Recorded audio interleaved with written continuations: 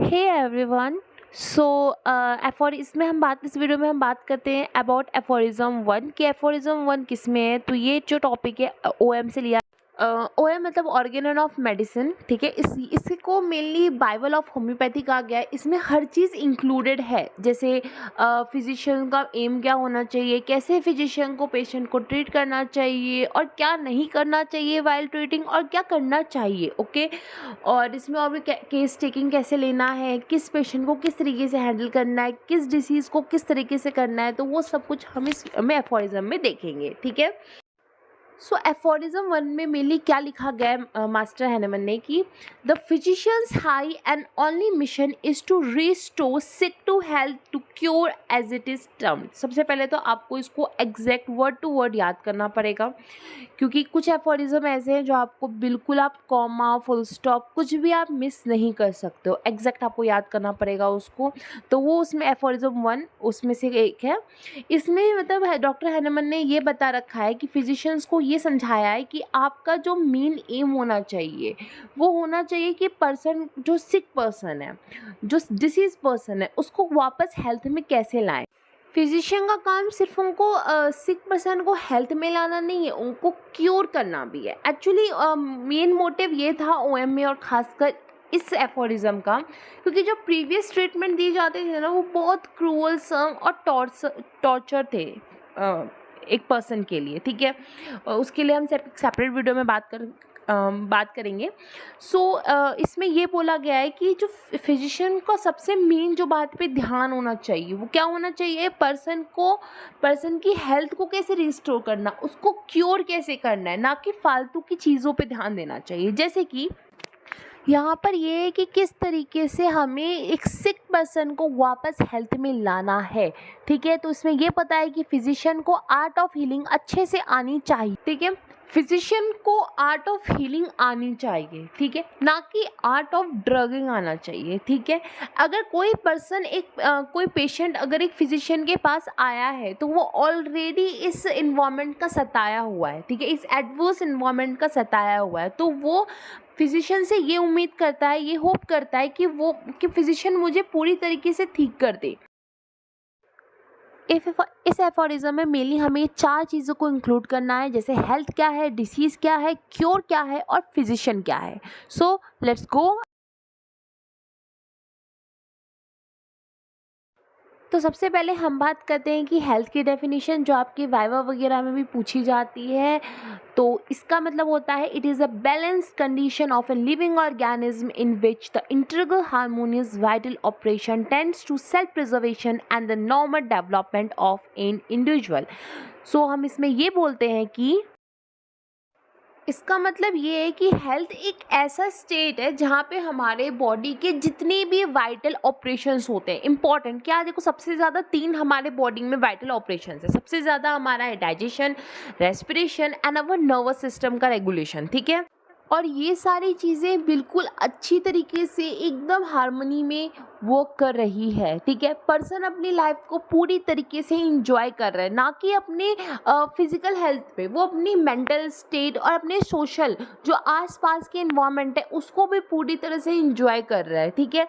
और हाँ, उसमें सेंस ऑफ एडेप्टेशंस वगैरह भी हो रहे हैं, तो दैट इज़ हेल्थ। पर्सन पूरी तरह से हेल्दी है, ठीक है। तो यहाँ पे हमारा हेल्थ ख़त्म हो गया है। अब हम नेक्स्ट पे जाते हैं, दैट इज़ अवर डिसीज़, ठीक है। सो ये है हमारे derangement of the vital force, ठीक है। यहाँ पर क्या हुआ है कि जो हम हेल्थ में जो पर्सन एकदम हार्मनी इंजॉय कर रहा था, वो एकदम पूरा वेलबींग था फिजिकली, मेंटली और सोशली, अब वो ऐसा नहीं कर पा रहा है, ठीक है।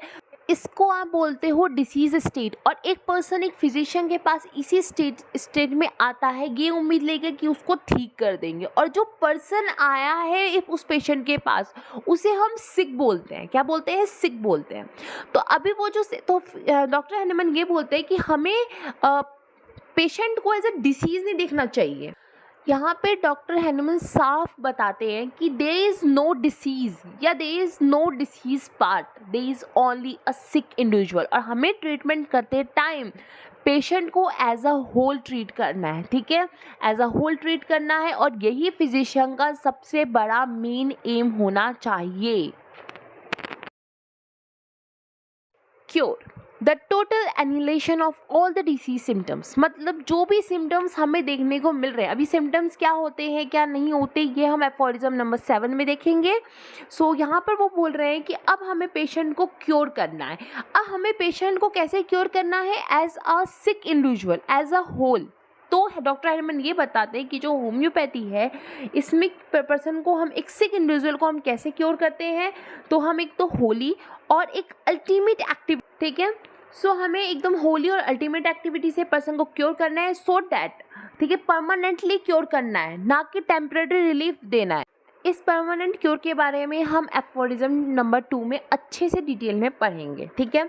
सो अभी हमें क्या करना है, पेशेंट को इस तरीके से क्योर करना है कि जो वो हेल्दी कंडीशन में अपनी लाइफ जी रहा था, फुल हार्मनी में जी रहा था, आसपास के इन्वायरमेंट के साथ पूरी तरह से लिंक्ड था और एडेप्टेशन भी कर रहा था, तो अभी भी वो पर्सन वो सारी चीज़ें अच्छे से करे। सो उस तरीके से हमें उसको क्योर करना है।